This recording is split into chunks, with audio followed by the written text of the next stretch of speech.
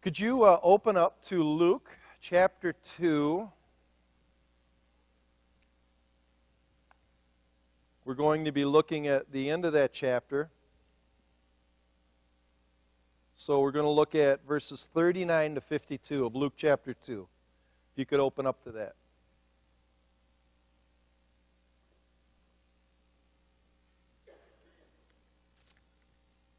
I want to begin with the story about a man named Kyle. Kyle stopped going to church a few years ago. He hasn't abandoned his faith in Jesus, nor has he stopped telling his friends about the gospel. It is just that the Sunday morning experience no longer works for Kyle. He is done with the church. And he says he's done with institutional religion. Here's what he writes. He says, says Kyle, the places where I have seen God move the most were in places like on a river while fly fishing, or backpacking with a group of teens, or sitting at a pub with a group of guys talking about life. Kyle's not alone. According to both scholars and pollsters, the religious landscape in America has been simmering with change over the last 10 years. While spirituality is flourishing, fewer people affiliate themselves with a particular denomination or religion. There's a new phenomenon, too, taking place in Christendom. It is called the Dones, D-O-N-E-S, a group of people that call themselves the Dones. Researchers say roughly 30 million former churchgoers still maintain their faith, but they are no longer following Jesus in traditional church settings. So the Dones are, according to pollsters, sociologists, a group of people who still claim traditional faith in Christ, but they're just done with the whole institution called church. They would rather go be with people more like them, out fly fishing, or even non-Christians at a baseball game than hang out on a stuffy Sunday morning with church people. Why? There's a lot of, I read about 3 different articles that condensed them down to 5 reasons. The first one is people are just tired of being lectured to. They're tired of sitting there being lectured to, especially when they don't think the pastor is that deep, or we're not being fed. They just don't want to be lectured to. Second reason, people want to participate.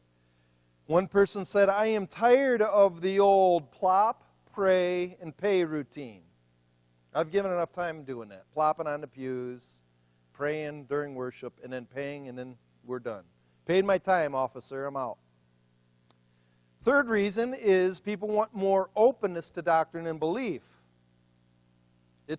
They would say it's arrogant to think we as a individual congregation or denomination have all the truth. So we need to go elsewhere to find more truth. The fourth one is people are just tired of authoritarian structures, top-down rulership and being underneath the authority. And then the fifth reason is church, to some people, seems more about just maintaining a tradition, just keeping the doors open and really fostering connection with the living God. Those are the 5 reasons pollsters or researchers would say. I think there's a lot of legitimacy to that. I think there's also 2 more reasons that aren't necessarily expressed by the people they research. And I think these 2, it's because they're kind of embarrassing. I think one of the reasons there's a wide group of people leaving church is we don't like getting involved in other people's lives anymore. It's messy. It's exhausting. People are irritating. So I'm done. And I think the second reason is consumerism. It really is a part of us. What consumerism does, it's always looking for the best option. Especially on the weekends, there's so much to do. So many more exciting options than, being stuck in church on Sunday or go to a home fellowship group. There's more exciting things to do. They say the primary ages of the Dones are people from the ages 35 and younger, mostly. And the trend will keep increasing because traditional habits are being laid by the wayside. What are traditional habits? going to church, being with family, having lunch dinners with families. Now they're being replaced by sports, big television shows, and doing fun things with friends.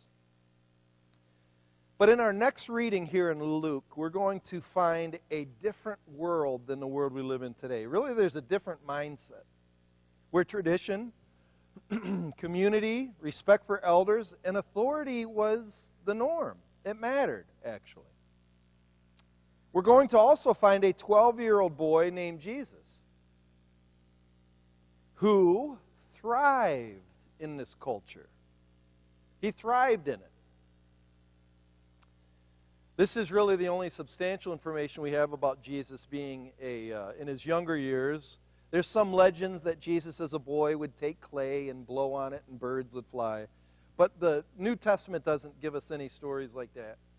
This is really the only story we have of Jesus from the time he was born to 30 years of age, where he's baptized for his public ministry. So it's really called the silent years of Christ. And this is a little, what they'd say, little peek into what he was like as a boy, as a teenager, as a young adult. The title of this is The Boy Wonder, just kind of banking on this, the Batman theme, but the title of this is The Boy Wonder because he's amazing. Jesus is always amazing. We're going to start in verse 39, chapter 2.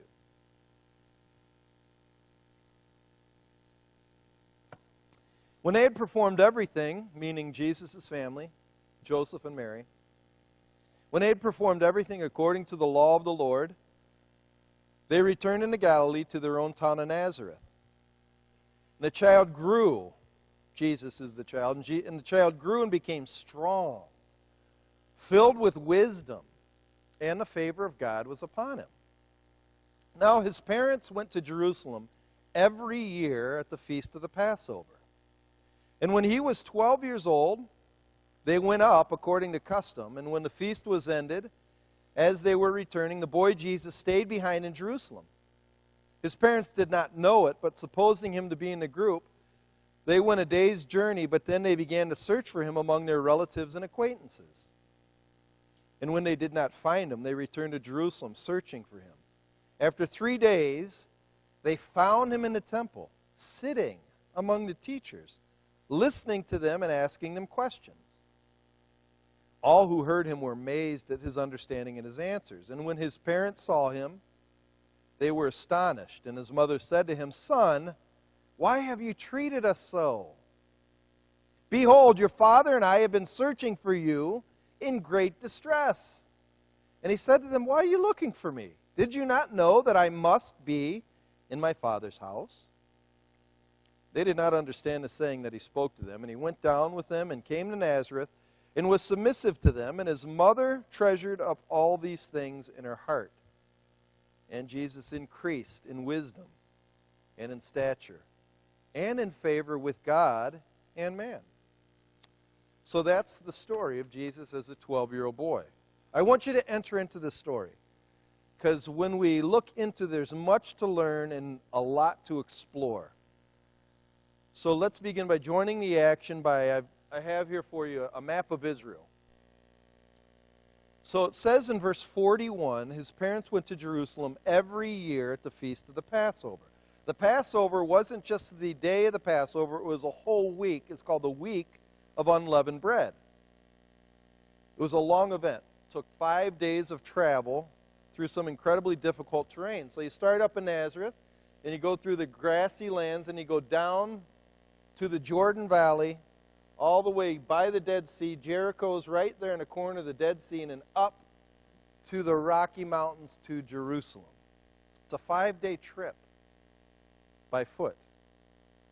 So they usually would go with a caravan, is what most scholars would say. Families in the town of Nazareth would get together, and they'd all travel together down the Jordan Valley. Take about 3 days to get to Jericho. They'd rest a little bit. And then from Jericho up to Jerusalem, it goes from 800 feet below sea level up to 2,500 above in Jerusalem in just a 25-mile span, through some of the most treacherous desert wasteland you've seen. The roadway was very It was very famous. In Arabic, it's called El Dam, which means a scent of blood or a scent of the red, for two reasons, because the rock itself was a red rock, but also it was a great place for bandits to jump caravans. So a lot of blood was shed along that way. It's a dangerous road. Harsh countryside, very hot. Then, when the family finally arrived on the 5th day in Jerusalem, they would usually stay with relatives or friends for a week of unleavened bread ceremonies where they go to the temple, they'd offer sacrifices, they would go to a local synagogue worshiping and staying with loved ones. My first thing is, could you imagine making this trip every single year as a family? It's like spring break week for many people. Get excited about it. But it's much more extreme and a lot more dangerous. I'm sure my wife would pack a lot of Band-Aids, trail mix, and if we had access, probably a gun, but they didn't have guns back there, so you brought a heavy staff. Probably some bug repellent, but not in the desert. Down the Jordan Valley, some bad mosquitoes. But they would take 5 days a year traveling there, then 5 days back, but then a whole week in Jerusalem. That's a long time. I have one observation. Jesus was raised, it said he went there every year. He was raised with some very committed and faithful parents. Some Jewish scholars taught that the early pilgrimage was only required from the males in the house, but apparently Jesus' whole family, including his mother and sisters, also went. So I would say the things of God were priority to the family Jesus was raised in.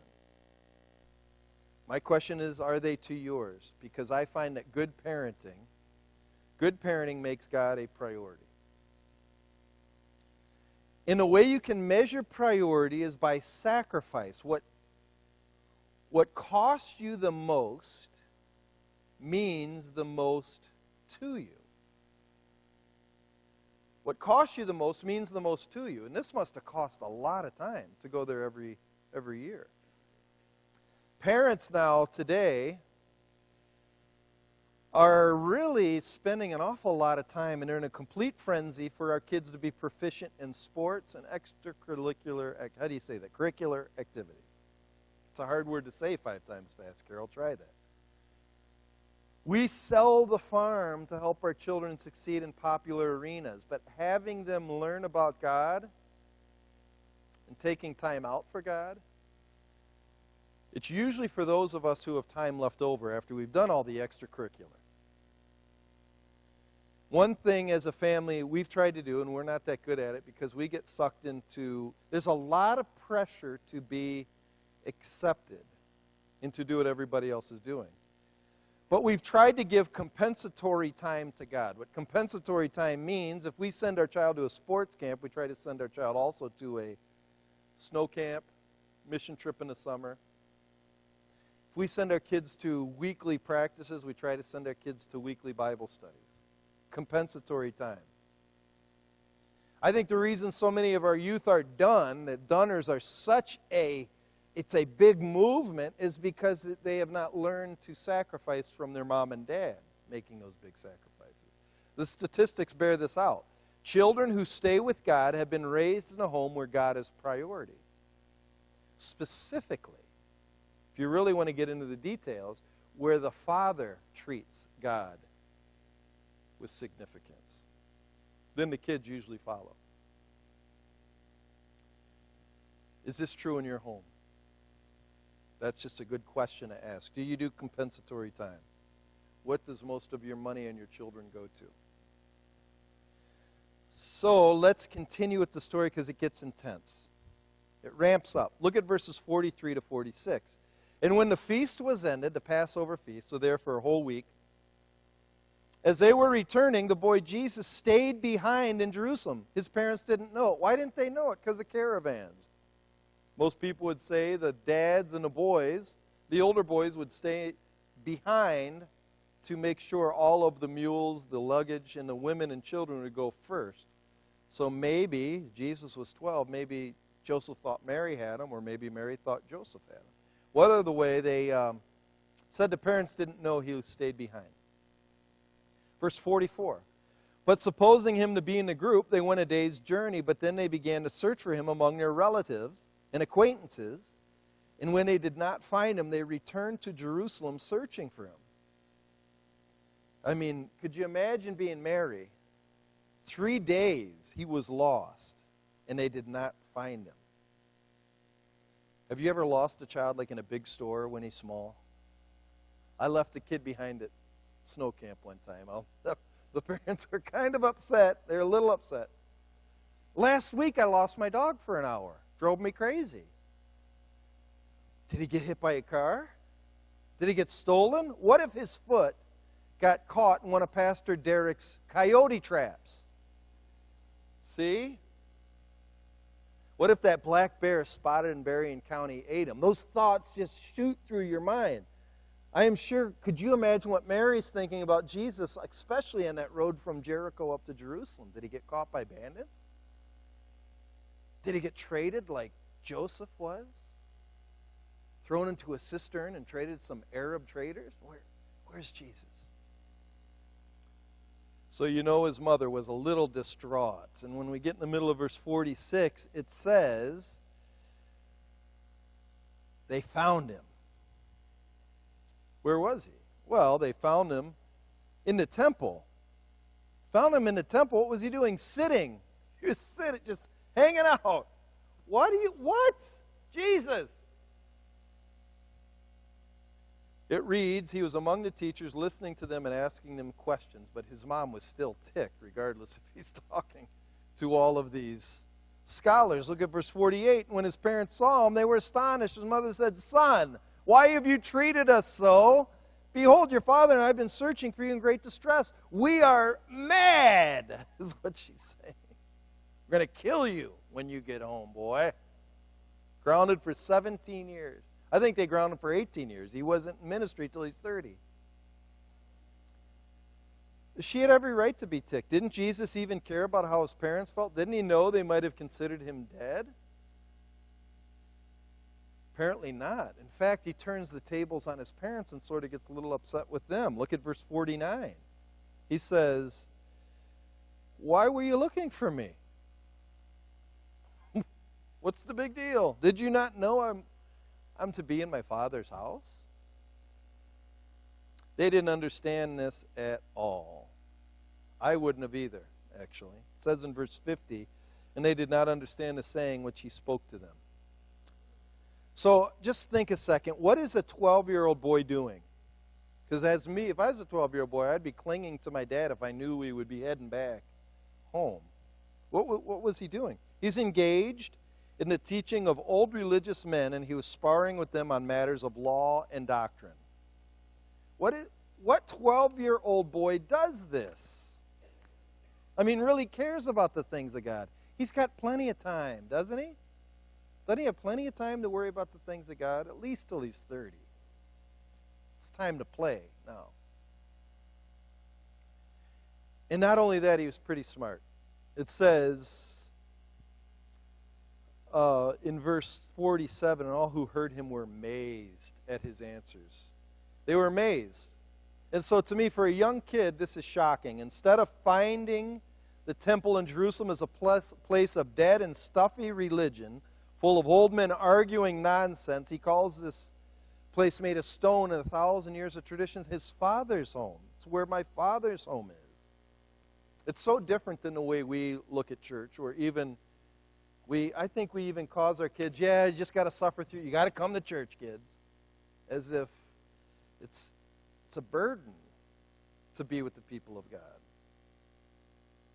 One writer said about this statement, his Father's house, he says the notion of household in the Greco-Roman culture was not only a designation of place, but also of authority. Jesus is in the temple, the locus of God's presence, but he is there under divine compulsion, engaged in teaching. The point is that he must align himself with God's purpose, even if this appears to compromise his relationship with his parents. So in other words, God's will and purpose mattered more to Jesus than pleasing his earthly parents. God's will and purpose mattered more to Jesus than fly fishing in the Sea of Galilee. God's will and purpose mattered more to Jesus than feeling left behind while the rest of the world is having fun. Why? Because the Father is his primary allegiance. It should be ours as well. If you are a parent and your children would rather do God's will than yours, you're doing something right. You're doing something right. Because we have been made for him. Our children have been made for him, not to fulfill our dreams and wants. I remember I had my best friend, his dad never played sports. And because his dad never played sports, he was at every game, every practice. He would be the one yelling at the refs. He'd be the one thrown out of the games yelling at the refs. I remember one time my dad drove me home and said, well, I know him. He just wishes that he could have the same opportunity as his dad. I said, why don't you yell at my refs, Dad? He goes, because I had my chance. As if the kids are living through them. No, your kids are God's kids. They aren't living your dreams. They are fulfilling God's will. One time I took a trip to Moody. Second year I was here as a youth pastor. I brought about 10 teens with me to visit classes, to talk to teachers, to just consider the possibilities of maybe a full-time ministry. And one kid was excited. I got to tell you, he was excited. He was a senior, and he was deciding to not go to just continue to work. He decided to possibly hand in a resume or an application to Moody. He came home and he told his dad, and his dad shut it down, came to my house and said, what kind of stuff are you feeding my son? We're done here. And they left. Have you ever tried to follow God at risk of relationship with your family and friends? How about following God at odds to a good time, a sport, or even misunderstanding in this money-obsessed world? It's tough. But I personally believe there will be a moment for every true believer when God, not only is he your Father, but there's going to a question of allegiance. Do I follow my Father, or do I follow other people? Who do I follow? For Jesus, his opinion, God's opinion, matters more than anything else. Let's get back to the narrative. Third part of this is the long walk home. So after 3 days, it's figured that the first day was heading back up Jericho, up to Jerusalem. That's day 1. Day 2 is looking for him. Day 3 is finally finding him in the temple. So after 3 days, they find Jesus. And then when they head back home on the long walk, it's another 5-day journey. Verse 51 says, and he went down with them. And why it says down is Jerusalem is up in the mountains. They go down to Jericho and down to Nazareth.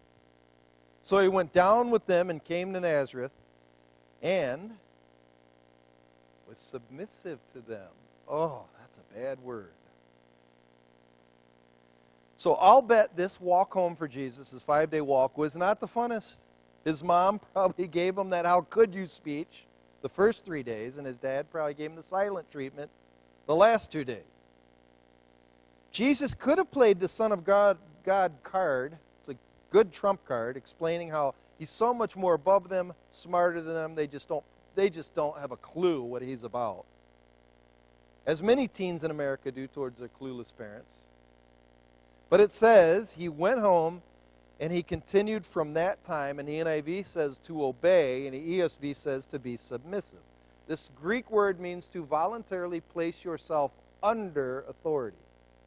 Voluntarily place yourself under authority. And some question, how long was he submissive?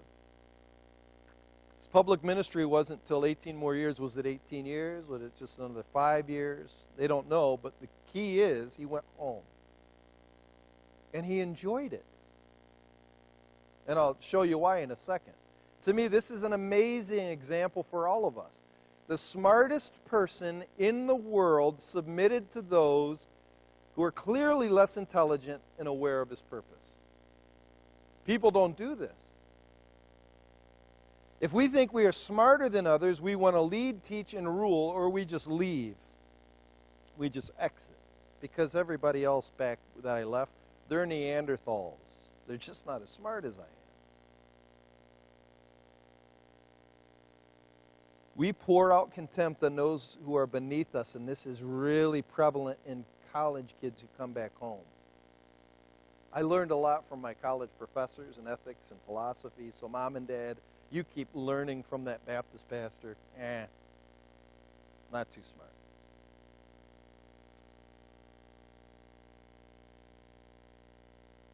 They have become mockers of those who are older and seem out of it. It's just how our culture is. It's a youth culture, and older people are to be mocked. But not for Jesus. He put himself under. And because he's willing to obey both God and his parents, it says in verse 52, to me this is an amazing statement, and Jesus increased in wisdom and stature and favor with God and in favor with man. It's so unlike the current Christian culture we live in. The done generation, instead of loving people and even coming underneath some of the authority structures, which, I'll be honest with you, some of them are repressive. They really are. Some pastors think they really have a right to dictate. And it's wrong, absolutely, but try to change it. Don't just forever leave and go fishing. So instead of loving people they are frustrated with, they simply quit. Jesus, however, humbled himself, and in his humility, he lived a very consistent life of going to the synagogue, obeying his parents, and learning to love those in his community of Nazareth. People he was infinitely smarter than. You got to realize he's infinitely smarter than all of them. But he stayed. Jared and I were talking about there's a new phrase called leaning into or out of. The dones are the kind of people, because if they get irritated or they don't like something, they lean out of. That means they disinvest, they don't care. Leaning into means you enter into. Jesus was always leaning into community with people in Nazareth, with his parents, with neighbors. He wasn't leaning out of being smug and just better. I'll just finish with this assessment. I'm just trying to be honest. We started off by saying people now are quick to quit being part of a community because they don't like to be underneath or submit to rules or even play politics. A lot of people say, I'm not going to be a fake. I'm not going to play politics with stupid people. What does playing politics mean? Does it mean being kind? Does it mean being nice to people? Forgiving each other? I'm just going to be harsh. I'm just going to let people have it. What does playing politics mean? It means you just love people. Jesus grew in favor with little people because he's humble. He's served. Love is patient. Love is kind. Love keeps no record of wrongs. Second assessment, we said people these days don't like stifling tradition. That apparently Jesus looked through the stifling tradition because he knew he could find the teachings of his Father through these old rabbis in the synagogue. This is an amazing book. And sometimes it's not presented with any kind of eloquence or excitement, but it is the very Word of God given to us. That God himself longs to communicate with you, and this is one of the prime ways he does that. Another observation, people today don't go to church necessarily because it's the least attractive of available options. However, Jesus and his family traveled 5 days to go to the temple where all they did is offer sacrifices, prayers, and hang out with family. That's sort of boring. Why did they do it? Because God's customs, culture, desires mattered. When people choose to quit, they no longer have influence. When people isolate, they have no chance to learn from others in humility. I think one of the biggest things we could ever learn is not intelligence, not argument, but humility. Humility. Learning to love people we think are less than us. Because God sure loved me. And I'm kind of smaller than him. Kind of. When people simply do their own thing alone, like fishing, hiking, or staying home watching birds circle in silence on a Sunday morning, they are communicating that loving others is not that important. And I'll just say this, don't give me that bowl that getting a beer at the pub or hanging out at the golf course is real community. It is easy to love those who are just like you. It's easy to love those who are exactly like you. That is why God chose the church body to display his greatness. When we love those who are nothing like us and still care, we are communicating a completely different ethic. It's called unconditional love. We love because God first loved us while we were yet sinners. We were not attractive when Jesus first loved us. Unconditional love is displayed not in hanging with those just like me. It hangs in there with messy people. I just want to end with this question, thinking about, the done generation. The question would be this. What would have happened if Jesus was done? What if he was getting ready to go to the cross? He said, you know what? These foolish people don't really even appreciate me. They're yelling at me. They're spitting on me. You know what? I'm just going to rip myself off the cross, and I can fly. I'll fly to the Bahamas and just hang out on the beach. I'm done with this. What if Jesus said, I don't like the year 30 AD. I'll come back in the year 2016 where they'll have cruise ships. I'll join the PGA Tour because I can get a hole-in-one on every shot, and people will love it. They'll pay me a lot of money. It'll be a great life, really. He could be a good pitcher. I'll bet you Jesus has one mean curveball. I'll bet you he could hit a home run every time up. Now then he could really display his greatness. And everybody listen, because he'd have a 100% batting average. Nobody ever did that. This guy's got to be something else. No, he came to die, to love people that are made in his image, people that are spoiled and broken by sin, because he knows when it comes to eternity, we're going to be so different than we are now. He sees our potential. He loves us as we are and who we will be someday. Do you see people like that? Or are you just done? I'm just done with this. Let's pray. Dear Father, we thank you for the example of Jesus. We thank you for his unique life. There's nobody like him. We thank you for his just incredible humility. It's incredible, his humility.